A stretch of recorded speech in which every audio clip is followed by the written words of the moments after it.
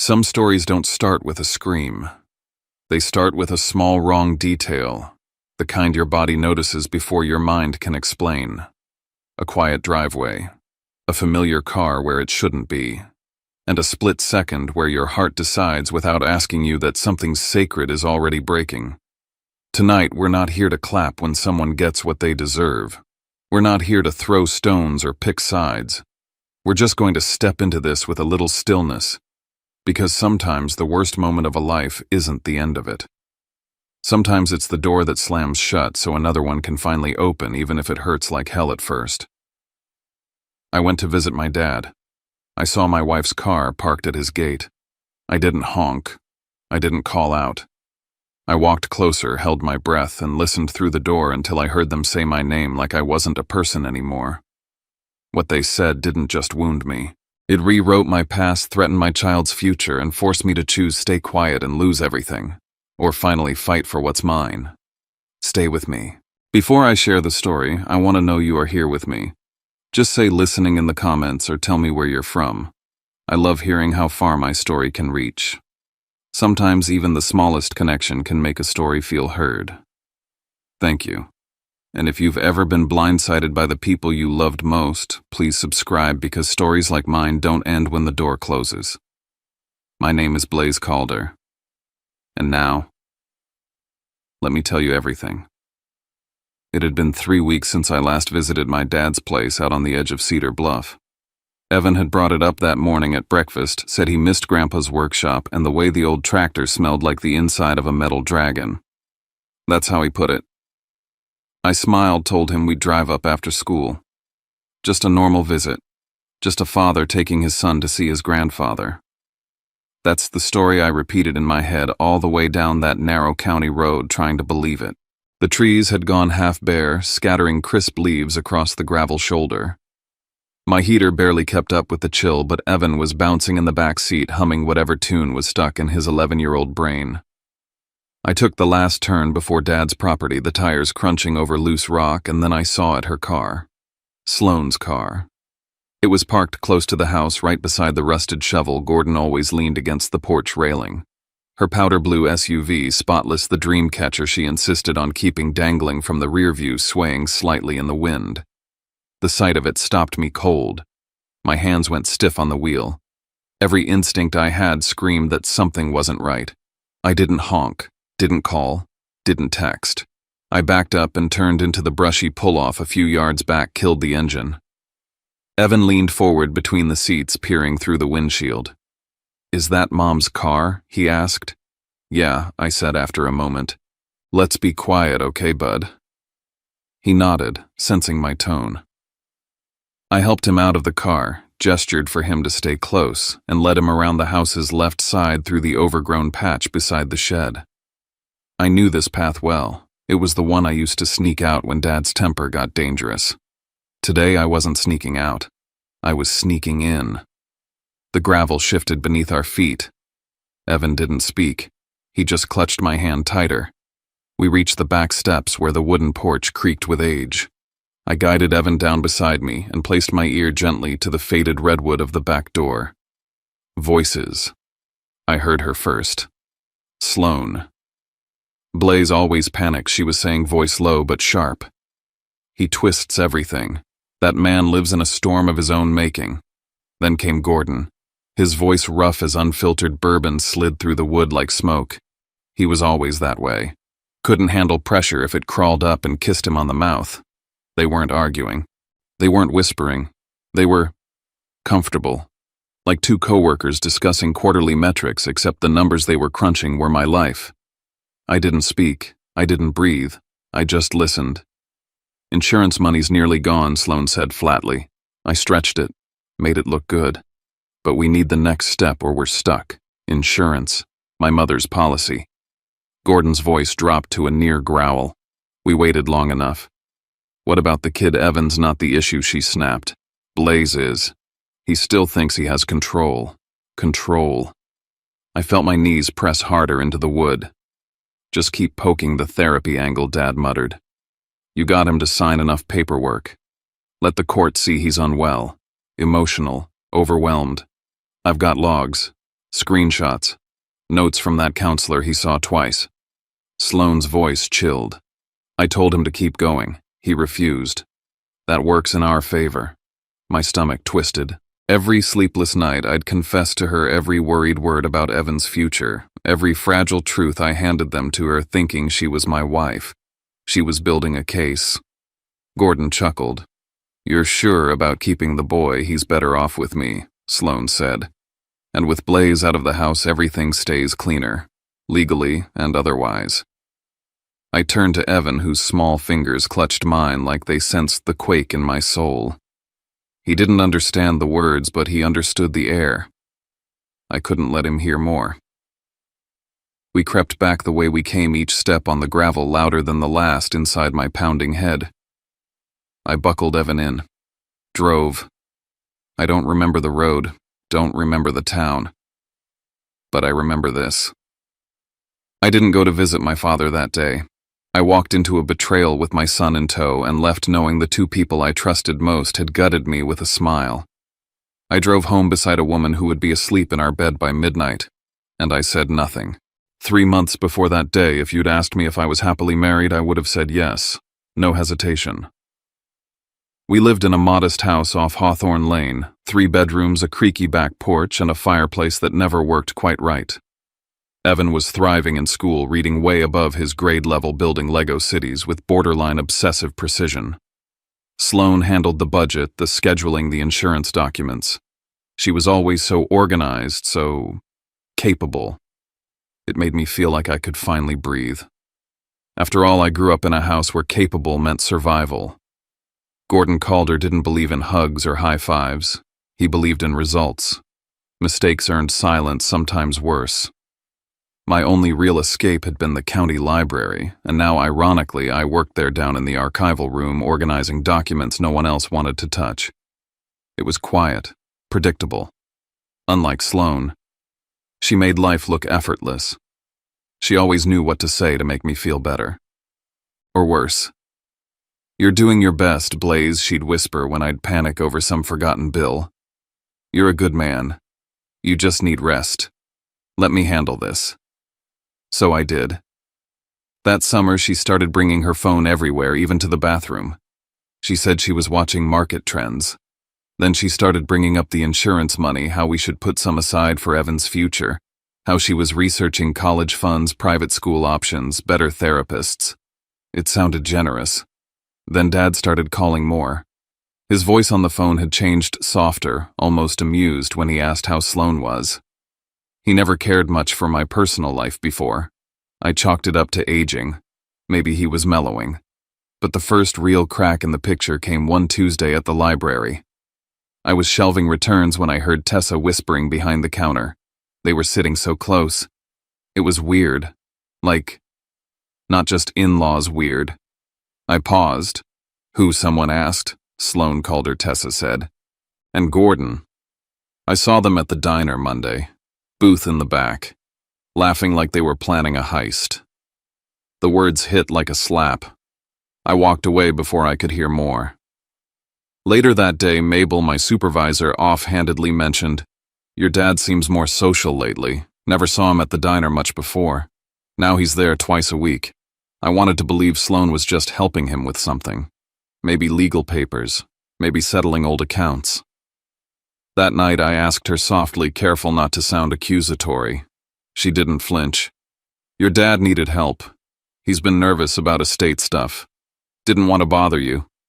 She turned the conversation gently toward me. "You've seemed tense lately, Blaze. Maybe talk to someone again just to unload a little." I nodded, because I did feel tense, like I was always one wrong word away from being misunderstood. A week later, she said she was going to Dad's to help him clear out the shed. When she came home, the car was spotless, no mud, no smell of dust or oil, like it hadn't gone anywhere near Gordon Calder's gravel driveway. She said it rained. It hadn't. I said nothing. That night I watched Evan sleep and told myself, keep the peace, keep the family. Don't ruin what's good over a few weird coincidences. But Sloane stepped outside to take a call around 10 p.m., came back in smiling like nothing happened, and I realized there was a whole world she lived in that didn't include me, and I had no idea how long that world had existed. The signs weren't random anymore. They were pieces. Sharp-edged, quiet pieces that had been falling into place for months, maybe longer, but now they formed a pattern I could no longer ignore. It started with small things. Too small at first to make noise. Sloane would casually mention details about my work schedule, things I hadn't told her yet. Or she'd remind Evan of a change in his school day before the email even hit my inbox. When I asked her how she knew, she'd smile that calm, unreadable smile and say I just guessed. Lucky guess, I guess. But her guesses were always right. At first I chalked it up to coincidence. Then I remembered how Gordon used to pry information out of people without them realizing, how he'd stand in a doorway long enough, quiet enough, until someone spilled something they didn't mean to. And then I remembered the only other person I talked to regularly was Evan, my 11-year-old son. Trusting, observant, always eager to please. My stomach turned. One night after Evan went to bed, Sloane sat across from me at the kitchen table and brought up the life insurance policy from my mom again, except this time she named the exact amount. Down to the cent. It's not about spending Blaze. It's about reallocating for long-term growth. I've been looking into high-yield accounts, maybe even early trust options for Evan. It wasn't what she said. It was how she said it, so polished, like she'd rehearsed it. Like it wasn't the first time she'd explained this to someone. You remember that form you signed last month, she added. The bank needed it for authorization. I nodded slowly, ice settling in my spine. I remembered signing something. A thick white envelope she handed me in the middle of a hectic Tuesday, saying it was a document for refinancing strategy in case interest rates spiked. I'd signed it because I trusted her. Because I didn't want to start another fight. Now I wasn't so sure what I'd signed. I tried to approach it sideways. The next morning, I casually asked her if she'd seen Gordon recently. She didn't flinch. He called about helping with some paperwork, she said, brushing crumbs off Evan's shirt as if we were discussing the weather. Blay, I think your stress is getting worse. Maybe it's time you talk to someone again. By that afternoon, she'd booked me a therapy appointment for Friday. Just to help you cope better, she said gently. Too gently. Like she'd expected my question. It was becoming obvious therapy wasn't just therapy anymore. That night, Evan climbed into my lap while I was reading on the couch. He leaned his head against my chest and said, "Mom said if you're too tired lately, I could stay with her for a while. Just until you're not so sleepy all the time." I didn't react right away. I just held him a little tighter. But my mind exploded. That wasn't a comment. That was a test balloon. A trial script slipped into our son's world like it was harmless. I waited until everyone was asleep. Then I dug through the filing cabinet in our hallway bottom drawer where we kept family documents, bank statements, insurance letters, the kinds of things Sloane always handled for convenience. I found opened envelopes, statements I'd never seen, an unfamiliar account summary tucked behind Evan's school records. Some of the documents had my signature on them. At least they looked like my signature. I made photocopies of everything. 2 days later, I walked into the bank where we kept our joint accounts and asked to speak to someone about a few routine verifications. I kept my voice casual, light, no accusations. The woman at the desk, Marion Holt, her name tag read, smiled and pulled up our records. "Looks like these were already authorized," she said, scrolling through a screen I couldn't see. "We have signed permission from both parties here. Let me know if there's anything that needs to be updated." I thanked her. I asked for a printed record of the authorized transactions. She handed it to me without blinking. I read the names, the dates, the amounts, and one line stood out: a document signed B. Calder authorizing Sloane to manage a restructuring of the home equity. I never signed that, not willingly. I walked out of the bank with the papers folded tight in my coat pocket and a fire building in my chest.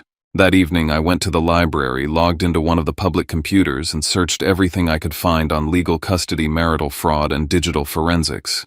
I read articles about contested signatures, cases of manipulated therapy records, steps to freeze joint accounts, and how to prepare silent evidence. I made notes, bullet points, steps. This wasn't paranoia anymore. This was war. That night, after Evan was asleep and Sloane was watching TV in our bedroom, I stood in the kitchen drinking cold coffee and staring at nothing. If I confronted her now, she'd shut it down. She'd hide everything. She'd rewrite the narrative. But if I played the role the agreeable husband, the anxious dad, the cooperative patient, I could document everything. Quietly, methodically. I looked through the pass-through into the living room and watched her laugh at something on her phone. She didn't even know I was there. So I made a promise to myself from now on I would be invisible, but I would see everything. The next morning I woke up before the sun and outlined my strategy on the back of Evan's old math notebook. I called it my containment plan. Rule 1. Never confront directly. Rule 2. Never accuse without evidence. Rule 3. Never let her see me watching. I listed the 4 domains of risk, finances, property custody, and mental health records. I gave each one a code color. I needed to think like a stranger looking into my life. I needed to see how I was being framed and how to unframe it. That afternoon, I drove to Cedar Bluff Office and Supply. I bought 2 mini voice recorders and a handful of blank micro SD cards. Then I crossed town to an electronics store and picked up a pair of small wireless cameras marketed as discrete home monitors. One was shaped like a USB charger, the other clipped behind a bookshelf. When I got home, I told Sloane I was worried about the break-ins that had been happening nearby. I said I wanted to keep an eye on the hallway while Evan slept. She didn't ask questions. She nodded, poured wine, and said, "You're finally being proactive. I'm proud of you." I almost laughed. That night I suggested something I knew she wouldn't resist. "Why don't we invite Dad over for dinner?" I asked, making sure my voice sounded tired but hopeful. "You've been handling everything lately. Maybe it's time I tried to bring the family closer again." She hesitated only a second. "Then I'll call him. Let me handle it." I watched her carefully. She didn't even ask me what day worked for me. She just moved to the living room and picked up the phone. She wanted to be the one to control the invitation. I installed the camera that evening, one pointed at the living room from the hallway shelf, the other clipped behind the flower vase on the bookshelf. The voice recorder I carried in my pocket. The dinner was set for Thursday.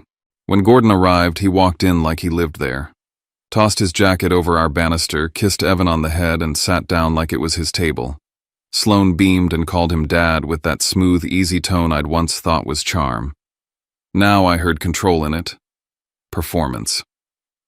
They talked about Evan's school, the weather, a broken fence near the back of the property, but every so often they'd glance at me like measuring when to shift gears. It came during dessert. Blake Gordon said, chewing slowly, "You ever think about what you're leaving Evan long-term?" Sloane picked up from there. "We were talking about refinancing the house," she said casually, "just to optimize interest rates. It's already in process." I froze. "Refinancing?" She nodded, smiling. "Yeah. You signed the form I gave you last month. Remember, it's just procedural. I didn't want to stress you." Gordon chimed in, mentioning a lawyer I'd never met. "Should be done by next week," he said. "Clean paperwork." I nodded slowly, but inside, I was boiling. That night, after they'd both gone to bed, I transferred the footage from the camera to my external drive, replayed the audio from my pocket recorder. I had names, dates, context, intent, and then came the final blow. The next morning, Sloane reminded me of my therapy appointment. "I already gave them some notes," she said, "just so they understand you better." I tried to breathe evenly. "Notes?" I asked. "What kind?" "Nothing big, just some context. I mentioned how you sometimes stay up late, get anxious, overthink things. I want them to help you better." I smiled. I thanked her, and I understood. She wasn't documenting my healing. She was building a profile, and she was using a licensed professional to certify it. That night, I lay awake, the audio playing on repeat in my headphones. Her voice, Gordon's, saying things they didn't think I'd ever hear. This wasn't just betrayal. This was a full redesign of my identity, one they could use in court to take everything, including Evan, and I would not let that happen. The second I stepped into that bank again, it felt like crossing a line I couldn't return from. I wasn't here as the husband running errands. I wasn't here as the father casually checking in. I was here as a man trying to track where his life had bled out behind his back and who was holding the knife. I met Marion Holt in one of the smaller conference rooms, windowless quiet, just the hum of the AC and the clack of her keyboard. I kept my voice even casual. I'm building a tuition plan for Evan. I'd like to run a financial health check, pull up anything recent with the joint accounts authorizations withdrawals. She smiled. Of course. That's smart. But when the screen lit up, her face changed. Slightly. Just a flicker in the eyes. There it was, a joint account. But not with me. Gordon Calder. Sloan Calder. That account had been active longer than I'd expected. Small transfers 6 months ago, increasing to 4-figure moves just last month. The dates weren't random. They lined up with the moment Sloan started suggesting therapy. With the moment Gordon began calling more often, asking vague questions about Evan's school schedule, our mortgage, the status of my job. They weren't curious. They were coordinating. Marion hesitated. Some of these have your signature, here on the authorization for that rollover. I leaned forward. Can I see that? The signature looked close. Too close. But the pressure was wrong. The loop on the B was too sharp. Like someone practiced a little too much. I kept my face still. I nodded. I'll need a copy of that. Also, if any documents are pending right now, especially mortgage-related, I'd appreciate a heads up. She clicked around, cautious now. There is one refinancing request in progress. It hasn't finalized yet, but it's queued to clear this week. I thanked her and walked out of there like nothing was wrong. But everything was. Back at the library, I found the corner computer, signed in, and started building my timeline. Sloan's push for therapy. My signatures showing up on things I didn't authorize. Her sudden interest in optimizing the insurance from my mom. The money movement. All of it lined up like puzzle pieces that suddenly made the picture clear. And worse, she was already prepping the school. When I picked Evan up early that day, the front office receptionist smiled at me and said, "Oh, his mom was just here the other day. She had a few questions about pickup procedures, changes to guardianship info." I forced a laugh. She's thorough, huh? Inside, I felt my spine go cold. She wasn't asking questions. She was preparing the exit strategy. I dropped Evan off at a friend's house that evening under the excuse of a last-minute project. I didn't want him anywhere near what I was about to hear. Because Sloan's car was at my father's house again. I parked 2 houses down and walked slow soft. The porch light was off.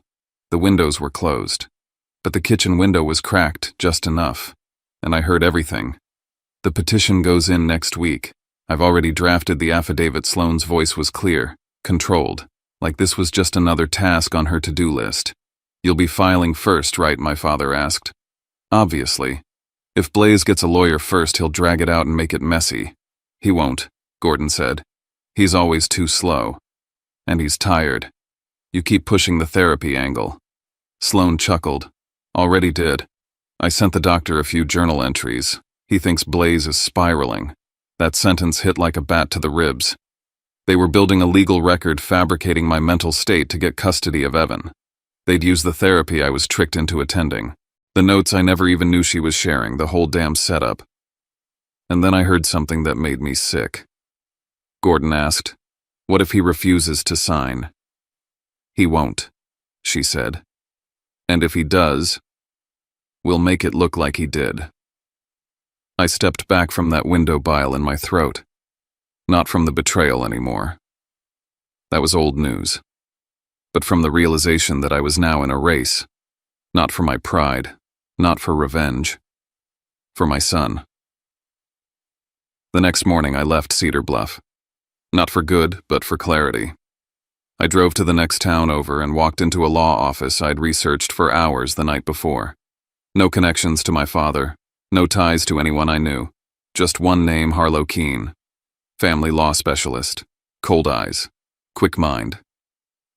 I sat across from her in a bare room with white blinds and zero small talk. I laid it all out, the recordings, the forged signatures, the therapy ploy, the school contacts, the account statements. She didn't flinch. "You're not paranoid," she said. "You're already under fire." I swallowed hard. "So what now?" If Sloan files first, she could get a temporary emergency order. Judges don't need much to approve those when it involves a child, especially if she paints you unstable. And if she gets that order, you lose access to Evan maybe for weeks, maybe months. My hands clenched. "So we go first." "Almost," she said. "First, you need credibility. We get statements from the school, documentation from your bank, proof you're Evan's primary caregiver, and we need evidence that your wife is manipulating your medical history for personal gain." I nodded. "I'll get all of it." And I did. I contacted Reese Navarro, a private investigator I'd worked with once years ago through a friend. Discreet, unsentimental. "Follow them," I told him. "Not for affairs, for meetings, for signatures, for legal prep. I want timestamps, photos. Anything that smells like coordinated action." That afternoon, Marion called me from the bank. "There's a refinancing document queued for approval. It's big. And the signature? It doesn't look right."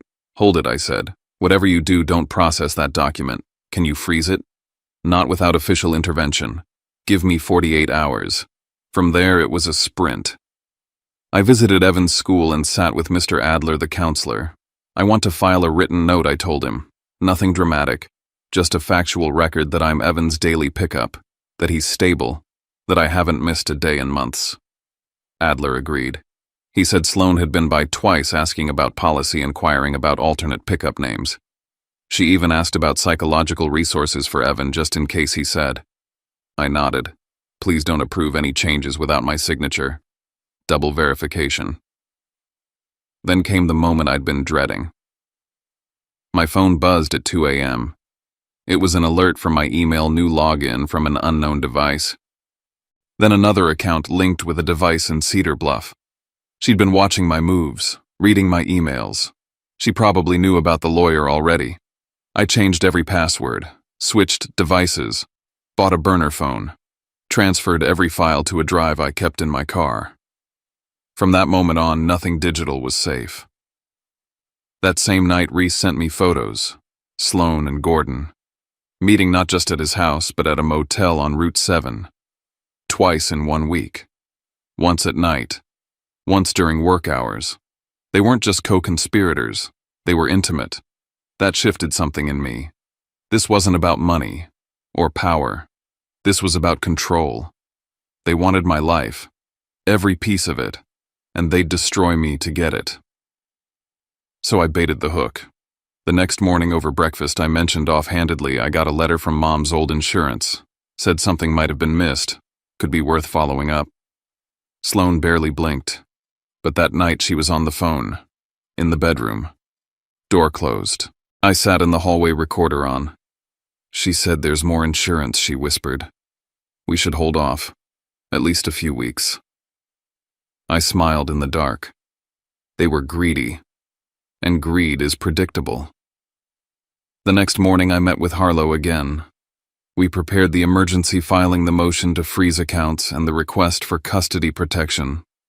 Everything timed to hit at once. As I drove home, my hands were steady. Tomorrow the war would go public. But tonight I'd watch the house I built, knowing the people inside had no idea how ready I was to burn it all down just to save what still mattered. The morning I filed for divorce, I didn't feel free. I felt cold, detached, like I was stepping into a war room, not a courthouse. But it wasn't rage that pushed me forward. It was clarity. And I knew exactly what I had to protect my son and whatever pieces of myself were still intact. Harlow laid the documents out in front of me with military precision. She'd prepared everything, the timeline, the signatures, the proof of financial fraud, the transcripts from the recordings, the photographs Reese took, even the school correspondence. "If you sign here," she said, "we prioritize custody.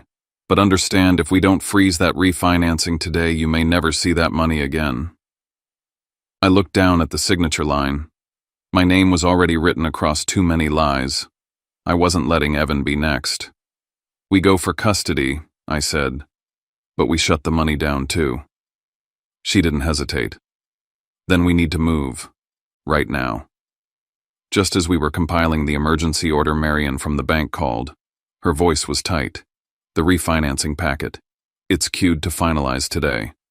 All it needs is a digital confirmation, one click, and it clears by 3 p.m. My jaw locked. Can you stall it? I've flagged it under compliance review, but I can only hold that flag until noon. Harlow turned to me.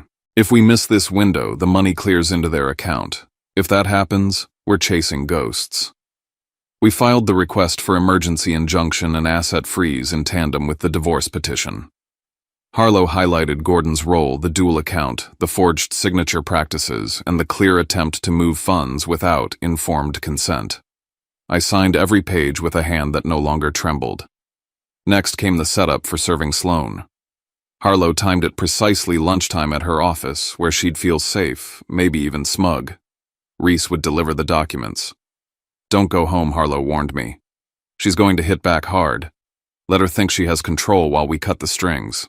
But Sloan moved first. At 10:24 a.m., I got a call from Evan's school. Mr. Calder, the receptionist, said. We had a woman come in asking to update the pickup list for Evan. She said she had an emergency and needed him released early. My stomach dropped. Who was she? She claimed to be your wife, but the ID didn't match exactly. I was already in my truck. Don't release him to anyone but me. I'm on my way. When I got there, I saw her. Not Sloan, but her cousin, the one she used to babysit Evan when he was younger. She was trying to fill out the early dismissal form, voice, low eyes, shifty. I stepped in fast. He's not leaving, not with anyone but me. The front desk hesitated, but I pulled out the authorization form I'd filed weeks ago, notarized with Harlow's seal. Dual confirmation required for any changes. I crouched next to Evan, who stood quietly by the wall, his backpack hugged to his chest. You okay, bud? He nodded, uncertain. They said there was an emergency. Not your emergency, I said. Let's go. As we were walking to the car, my phone rang again. It was Cedar Bluff PD.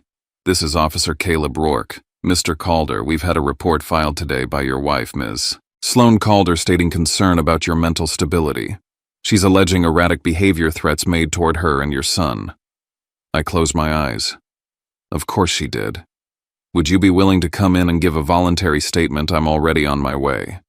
At the station, I handed Evan off to a friend who owed me no loyalty to either side. Then I sat across from Officer Rourke and laid everything out in strategic sequence, no emotion, just the truth, the timeline, the evidence. I started with the joint account between Sloan and Gordon, showed the bank statements, walked him through the refinancing attempt, and handed him Marion's flagged report. Then I gave him the audio recording of Sloan and Gordon planning to manipulate my therapy records and take custody. I backed it up with the school's email confirming attempts to alter Evan's pickup routine. Then I placed the photographs from Reese on the table Sloan and Gordon meeting repeatedly in private at motels during work hours. This isn't a marriage falling apart, I said. It's a coordinated effort to defraud, manipulate custody, and seize assets under fabricated mental health claims. Officer Rourke leaned back in his chair. We'll need to open a formal investigation. You should, I said. And you should check Gordon's storage unit. That was the last card. Reese had messaged me hours earlier. Found drafts of your signature, practice sheets, printouts, copies of refinance forms, locked cabinet in Gordon's secondary garage, physical evidence, intent, motive. That was the difference between hearsay and charges. By the end of the day, Caleb confirmed the asset freeze order was processed. The refinance was blocked. A formal investigation into fraud and custodial interference was underway. I was advised to relocate Evan temporarily and minimize all contact. They've lost money and leverage, Caleb said. People in that position get reckless. As I left the station, Evan's small hand found mine. I squeezed it like it was the only real thing left in the world. From now on, every step had to be ahead of them. Because I knew this wasn't over. It was only just beginning. The safe house wasn't glamorous, but it had 3 locks on the door, clean sheets, and a coffee maker that actually worked. I set Evan up in the spare room with his sketchbook snacks and a soft explanation that made sense to a 7-year-old. Some adults made choices that weren't okay.